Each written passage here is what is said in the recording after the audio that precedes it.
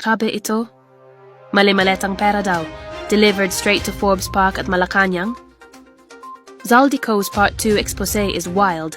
Panoorin niyo ito carefully dahil baka ito na ang pinakamalaking political pasabog ng taon. Breaking news.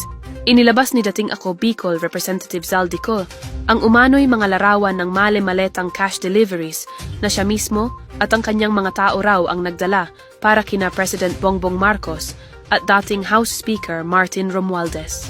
Ayon kay Ko, ang mga deliveries na ito ay nangyari mula Forbes Park hanggang Malacanang at bahagi raw ito ng mas malalim na usapan kaugnay ng 100B insertions sa 2025 national budget, isang issue na una niyang ibinulgar sa Part 1 ng kanyang video.